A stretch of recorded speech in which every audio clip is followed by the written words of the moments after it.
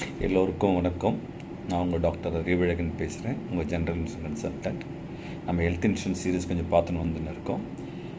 இப்போ நம்ம health insurance claim போடும்போது நம்மளுக்கு கிளைம் ரொம்ப கம்மியாக வரும். அதுக்கான காரணங்கள் என்னன்னு பார்த்தாக்கா, மேஜராக ஒரு 6 காரணங்கள் இருக்குது. ஃபஸ்ட்டு காரணம் பார்த்திங்கன்னா, ஆவரேஜ் சம் இன்சூர்டு. நான் முதல்லையே சொல்லியிருந்தேன், இந்த 4 வருஷத்தில் டிஃப்ரெண்ட் சம் இன்சூர்டு எடுத்திருந்தீங்க வைங்களா. இந்த வருஷம் 4 லட்சம், போன வருஷம் 3 லட்சம், அதுக்கு முன்னாடி 2 லட்சம் தான். அந்த ஆவரேஜ் சம் இன்சூர்டு பண்ணும்போது பார்த்தீங்கன்னாக்கா, ஆவரேஜாக அவங்க 1.5 லட்சம் தான் வருதுன்னு கேட்டால், நீங்கள் கிளைம் 2 lakhs போட்டிருந்தீங்கன்னாக்கா, ஆஃப்டர் டிடக்ஷன்லாம் கிடச்சிட்டு மேக்ஸிமம் 1.5 lakhs கொடுப்பாங்க. இதனால் வருது.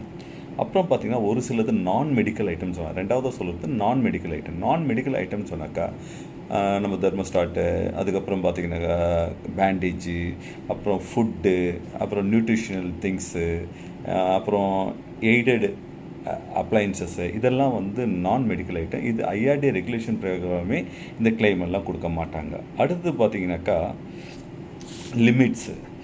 எல்லா டிசீஸுக்கும் சப்லிமிட்ஸ் இருக்குது. அந்த சப்லிமிட்ஸ் என்னென்னு கேட்டிங்கனாக்கா, இப்போ கேட்ராக்கு 40,000 நீங்கள் 50,000 பண்ணாக்கா கொடுக்க முடியாது, 40,000 தான் கொடுப்பாங்க.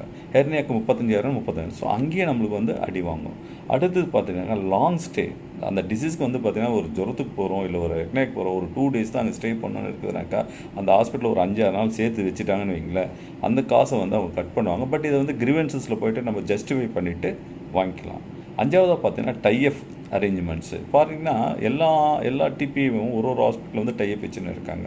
என்ன டைப்புன்னு கேட்டிங்கனாக்கா, கேஷ்லெஸ் ட்ரீட்மெண்ட்டுக்கு. அந்த டைப்பில் பார்த்தீங்கன்னாக்கா, அவங்களுக்கு கொஞ்சமாக தான் அக்ரீட் அமௌண்ட் ப்ராப்ளம் தான் கொடுப்பாங்க. இப்போ பார்த்தீங்கன்னா, ஒரு கேட்ராக் நான் சொன்னபடி 40,000 நீங்கள் போய் 50,000 பண்ணிட்டு வந்தாக்கா, ஈவன் தோ உங்களுக்கு சப்லிமிட் 50,000 இருந்தால் கூட அவங்க ஆர்கியூ பண்ணுவாங்க, எப்படி நீங்கள் இவ்வளோ அதிகமாக கொடுக்கலான்னு சொல்லிட்டு. ஸோ இது மாதிரி தான் ஒரு 5 விதமாக நம்மளுக்கு கிளைம் கம்மியாகும். ஆனால் மேஜராக ரொம்ப அடி வாங்குகிற கிளைம்னு பார்த்தீங்கன்னாக்கா, நம்ம எப்போ நம்மளுக்கு எலிஜிபிள் ரூம் ஸ்டே இருக்குது இல்லைங்களா, நம்ம ரூம் எடுக்கிறோம் இல்லையா, அந்த ரூம் ஸ்டே எப்போ நம்மளுக்கு அதிகமாக ஹையர் லிமிட்டில் போகிறோமோ அந்த அளவுக்கு நம்மளுக்கு கிளைமில் ரொம்ப கம்மியாக வருங்க. நிறைய பேருக்கு இது தெரியாது. நிறைய பேர் என்ன பண்ணுவாங்க கேட்டிங்கனாக்கா, ஹாஸ்பிட்டலில் போய்ட்டு ஒரு ஃபார்மில் ஃபில்அப் பண்ணி கொடுத்துருவாங்க. அவன் என்ன போடுறானே நம்மளுக்கு தெரியாது. எமர்ஜென்சியா அன்எமர்ஜென்சியா எந்த மாதிரி சூழ்நிலையிலையும் நம்ம என்ன பண்ணோம், ஜஸ்ட்டு பிளாங்க்ல லைனில் கழுத்து போடும்போது அவன் இஷ்டத்துக்கு ஃபில்அப் பண்ணிக்குவான். பட் கிளைம் வரும்போது பார்த்தீங்கன்னாக்கா, நீங்கள் 2 லட்ச ரூபா போட்டிருந்தீங்கன்னாக்கா, உங்களுக்கு 2 லட்ச ரூபா போட்டிங்கனாக்கா உங்களுக்கு வெறும் 50,000 60,000 தான் கிளைம் வரும். இது கொஞ்சம் டீட்டெயிலாக பேச வேண்டிய விஷயம், சரிங்களா? நம்ம அடுத்த இதில் இதை பற்றி பார்ப்போம். நன்றி, thanks. Please like and subscribe my channel. Thanks friend.